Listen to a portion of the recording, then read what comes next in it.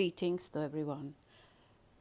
Today's topic on food for thought from my journal Trails of Discovery is about contentment.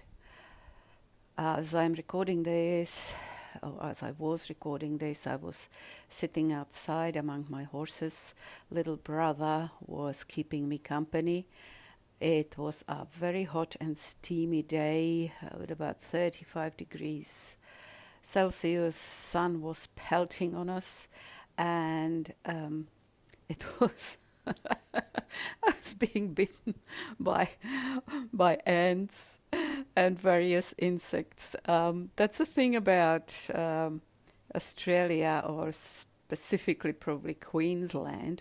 When you come here, you will experience being bitten or stung or poked by various living things, from insects to plants, which have particularly spiky and pointy seeds, which embed themselves, or they love embedding themselves in your skin, in your clothes, and everywhere.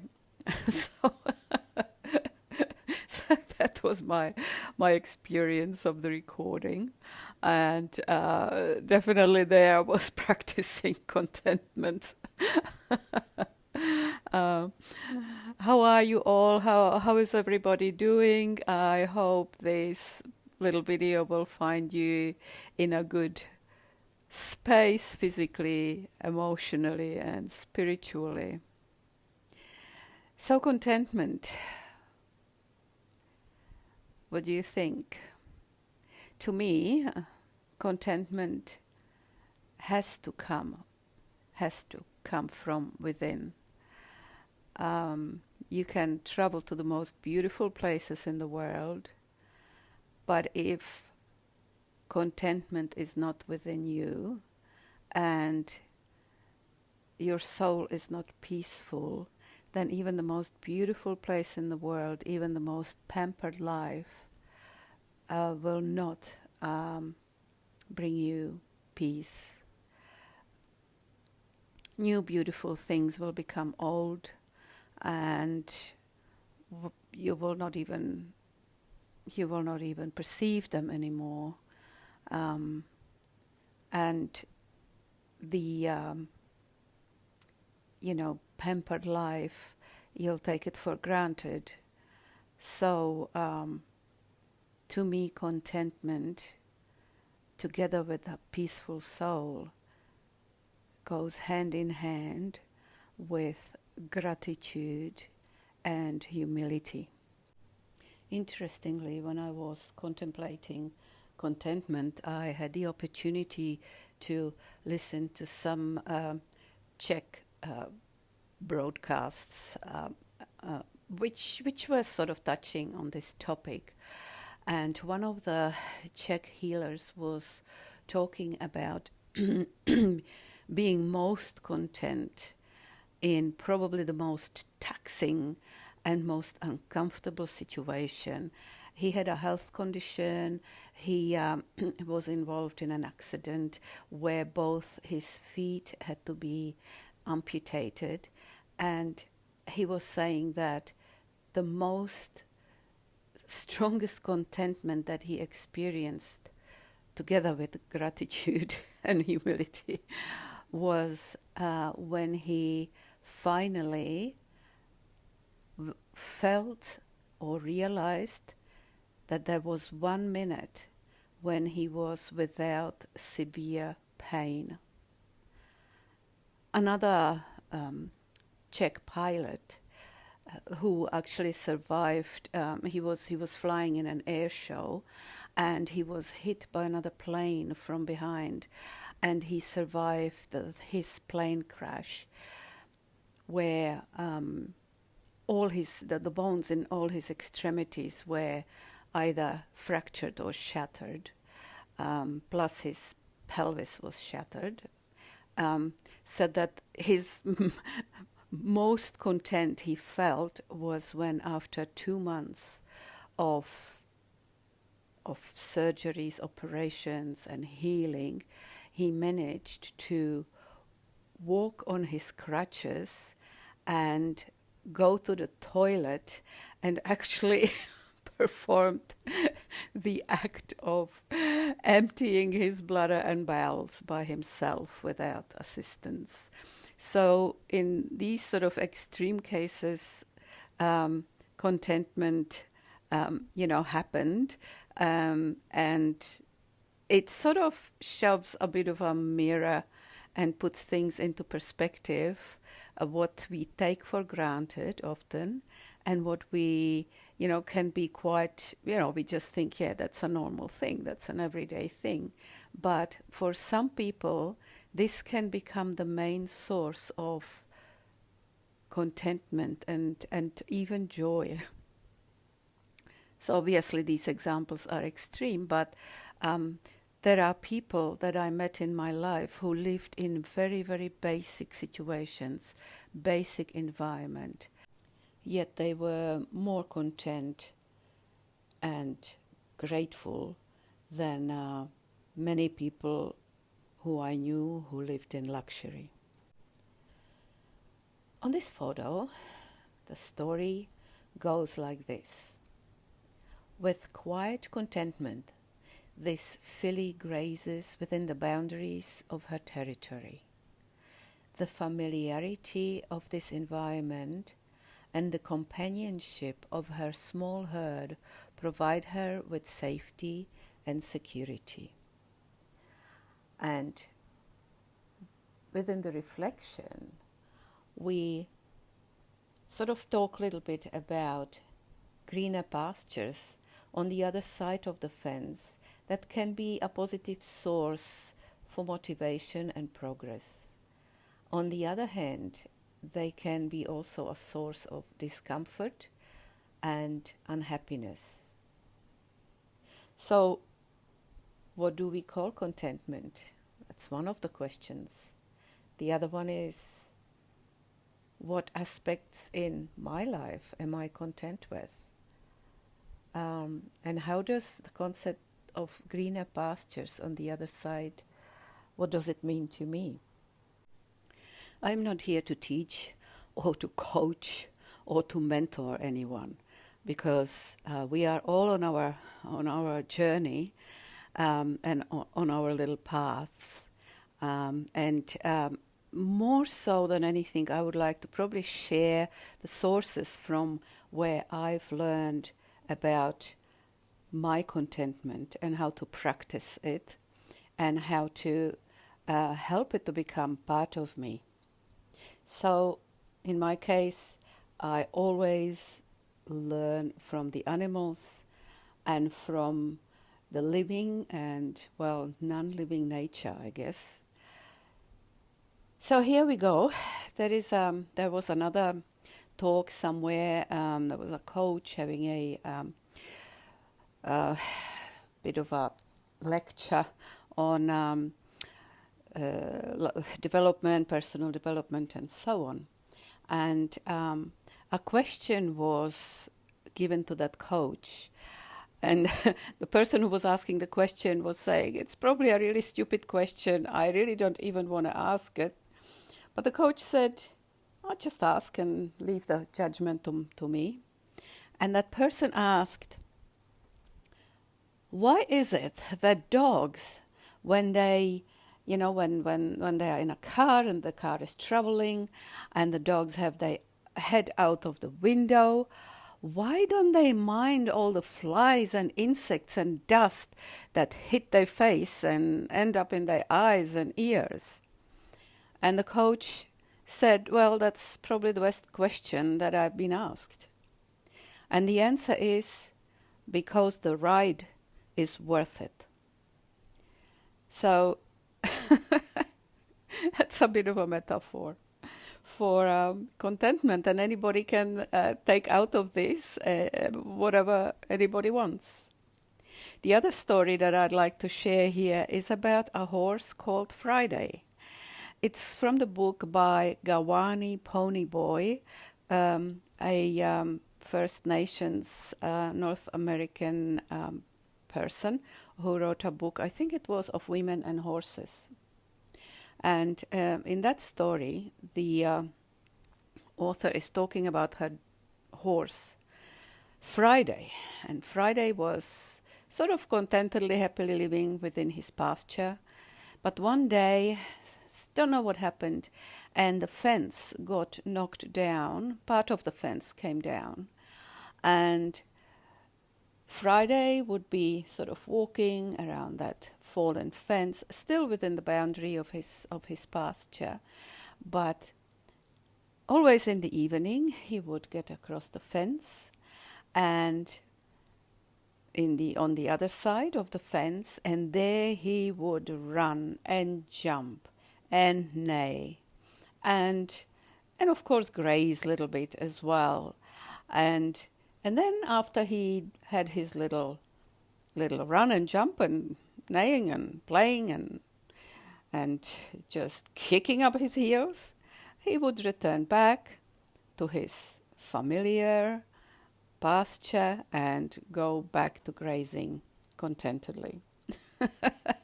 So here goes the metaphor about the greener pastures on the other side. Horses can enjoy them. Well, Friday did, because I don't know what other horses would do. But Friday enjoyed the greener pastures. But then he came back, and he was content with both. Not long ago, we had cows here that came from our neighbor who visited us, and after some initial little communication with our herd of horses, they would be quite happily and contentedly grazing all together, without any arguments, any bad feelings. They would all share in what was available at that time in that situation. And they were a picture of contentment to watch them. Then there is this little video of me swimming like a log in the water in the beach, on our beach. It was actually low tide.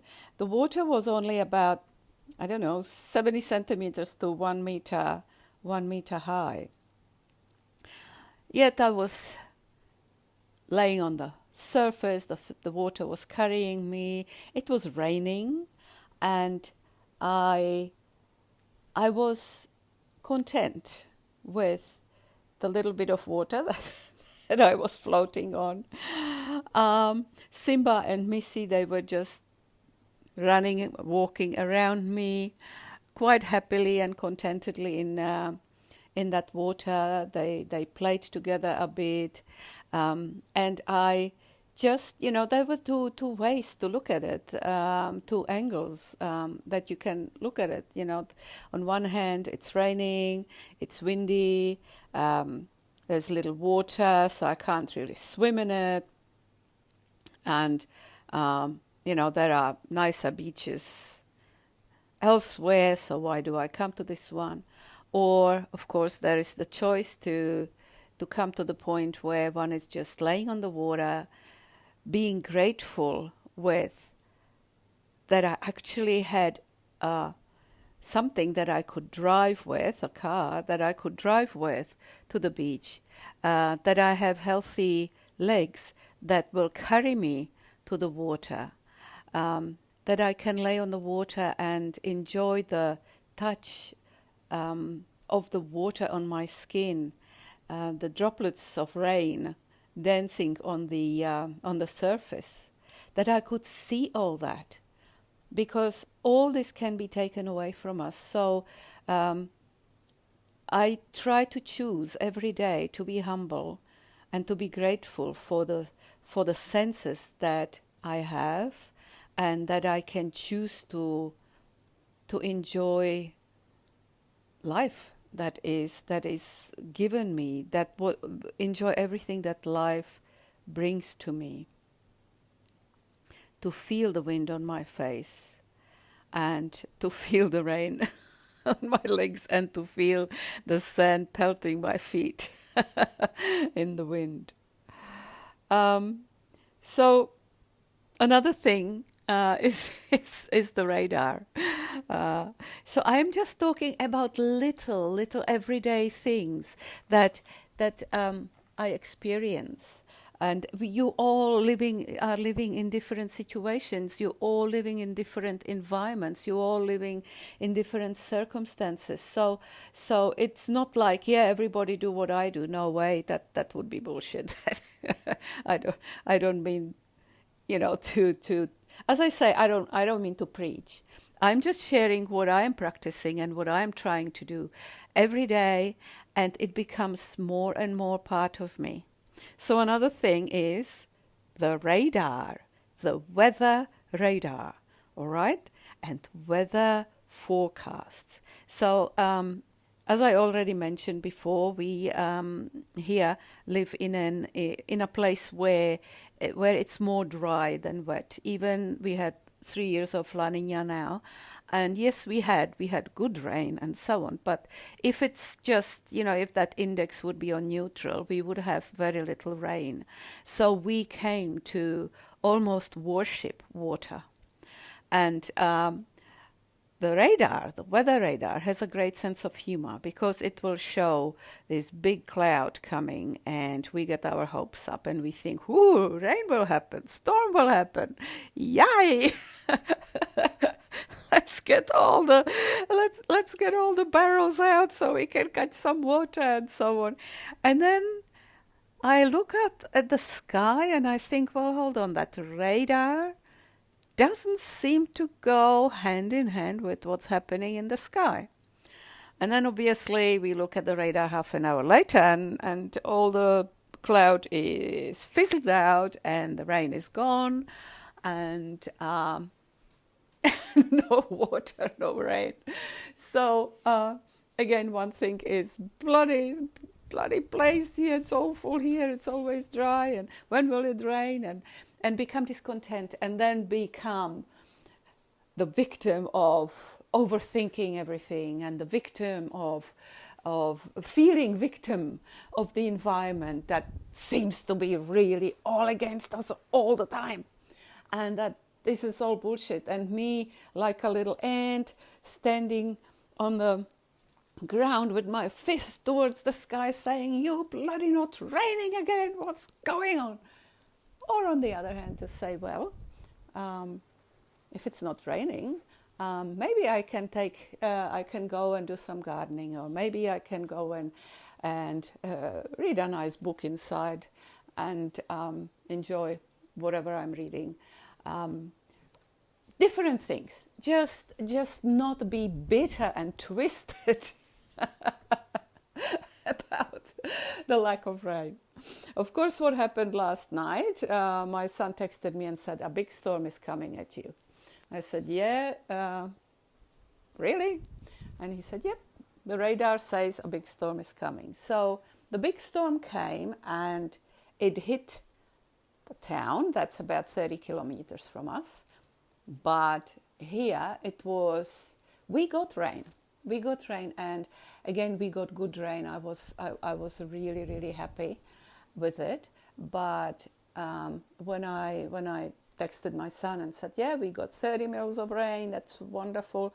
He said, yeah, Bandaberg was pelted with water, was so much water, so much rain. And, when we are in that sort of default of discontentment, I always become aware of that thing, so here we go, envy almost, envy. Bandaberg's got all this rain, and we got only 30 mils, and the tanks filled to a degree, but obviously not enough, and that sort of pang of anger that was starting to sort of form in my head, and so on, and then it was like, well, hold on, let's go outside. So I went outside, and it was night already, it was dark, and I shone the light on the raindrops that were falling, and it was this gentle little rain, like here on this video.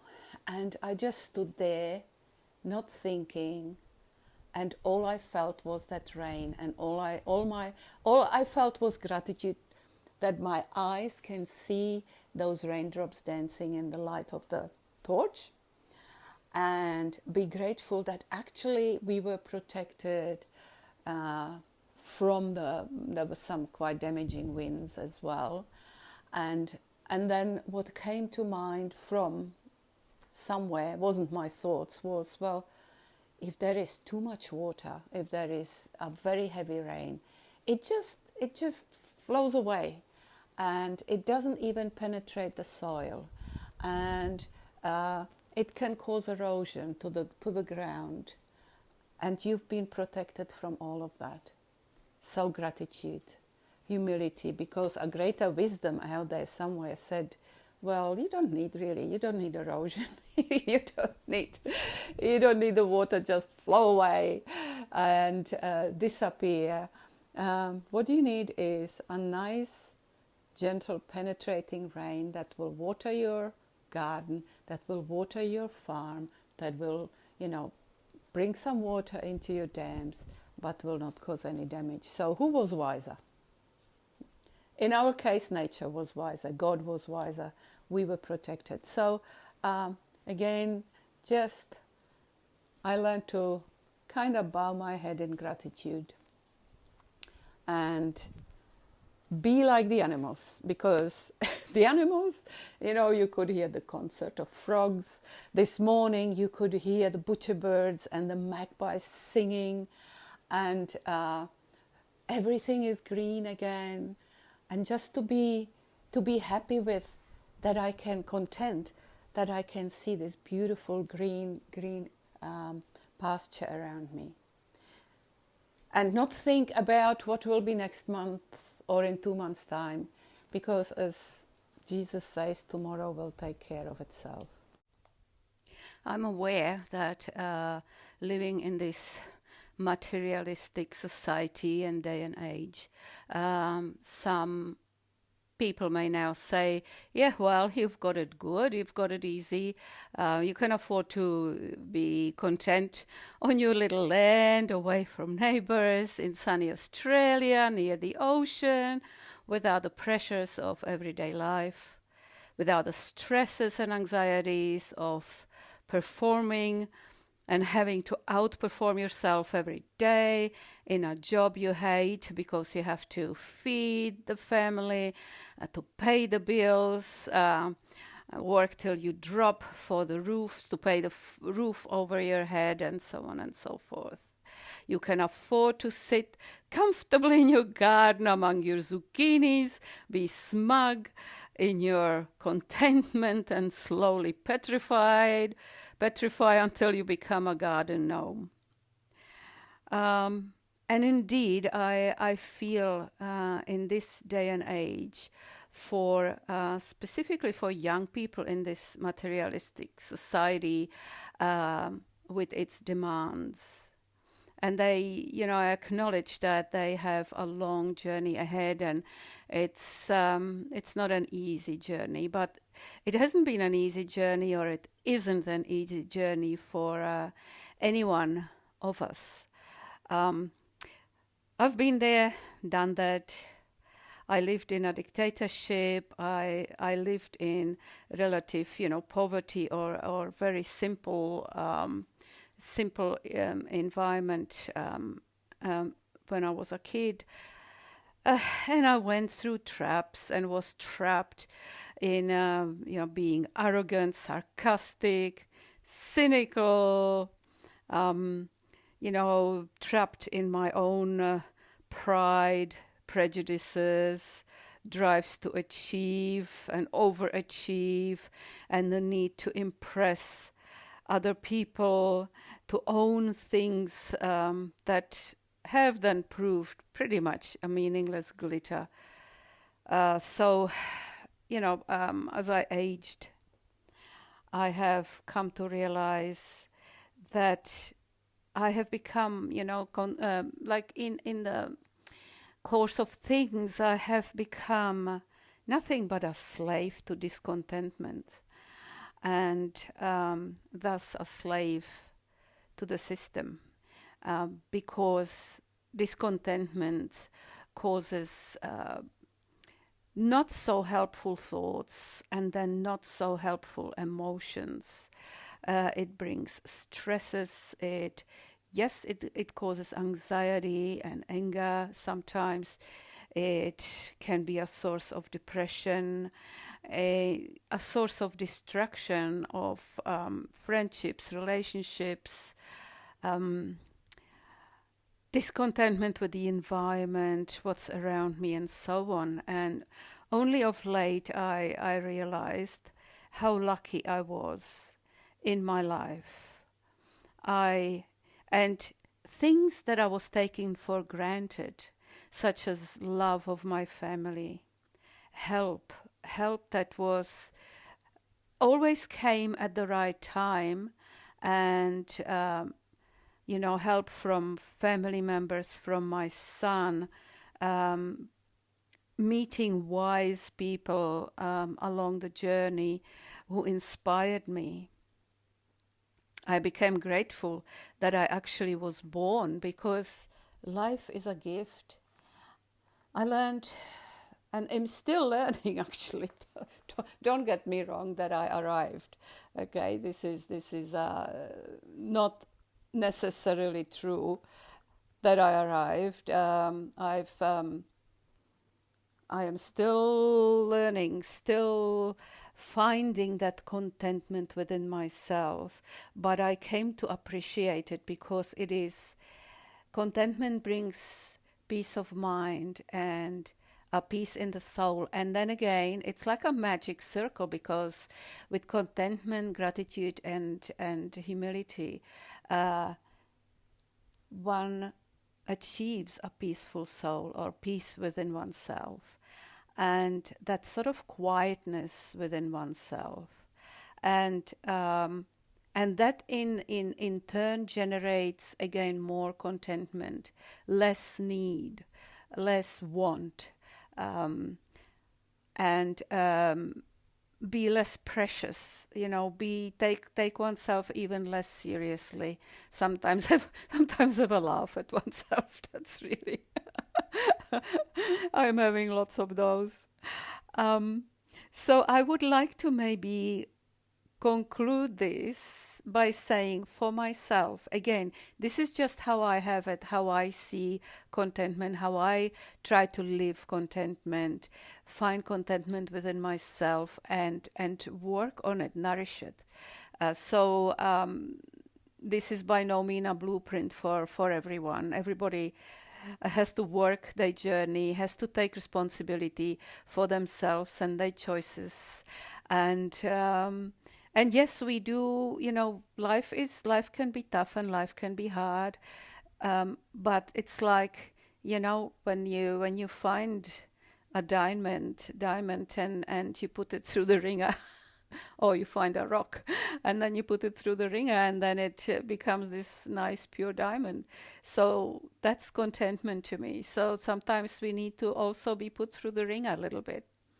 I came across this beautiful quote, which many of you probably know, and that's been from Richard Dawkins, from his book Unweaving the Rainbow. And it says, now quote, "We are going to die, and that makes us the lucky ones. Most people are never going to die because they are never going to be born. The potential people who could have been here in my place, but who will in fact never see the light of day, outnumber the sand grains of Arabia. Certainly those unborn spirits include greater poets than Keats, scientists greater than Newton. We know this because the set of possible people allowed by our DNA so massively exceeds the set of actual people. In the teeth of these stupefying odds, it is you and I, in our ordinariness, that are here. We privileged few who won the lottery of birth against all odds How dare we whine at our inevitable return to that prior state from which the vast majority have never stirred? So that is probably something that sums up the concept of contentment, how I see it, and the concept of gratitude and humility.